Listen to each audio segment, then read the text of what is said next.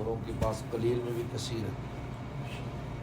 اس لیے ہمارے ہاں قلندرانہ محنت ہے. حضرت تھانی کو پوچھے حضرت خواجہ منصور سے حضرت قلندری کیا ہے؟ عام تو قلندری کے وہ لمبی زلفیں رکھ لو اور رنگ اور گیروی کپڑے پہن لو قلندر بن گیا.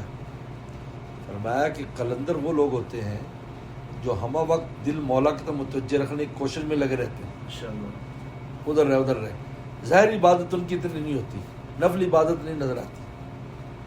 تو پھر فرمایا تھانوی نے کہ نمازی نماز میں اللہ کے ساتھ لگا ہوا ہے, حج عمرے والا حج عمرے کے بعد مولا سے لگا ہوا ہے, اور قلندر ہر وقت لگا ہوا ہے. یہ ہے مزاج قلندری.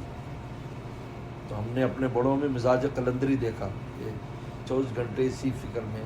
لے میرے شیخ فرماتے تھے کہ اللہ والے چپ بھی بیٹھے لیکن دل کی کشتی کو ادھر ہی لے جا رہے ہیں, ادھر ادھر نہ ہو جائے, اور کہہ رہے ہیں کہ ہٹو میری نظروں سے امواج رنگی, ہٹو میری نظروں سے امواج رنگی, یہ کشتی پیا کے نگر جا رہی, یہ کشتی پیا کے نگر جا رہی, یہ کشتی میری زیر و زبر جا رہی, ہٹو میری نظروں سے امواج.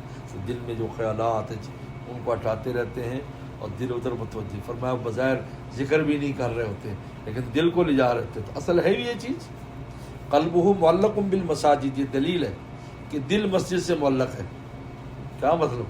کام میں تو اپنے لگا ہوا ہے, مسجد میں بھی نہیں ہے, دل معلق ہے. فرمایا اس کو عرش کا سایہ ملے گا جب کسی شے کا سایہ نہ. کیوں؟ اس لیے کہ ہم وقت ہوا.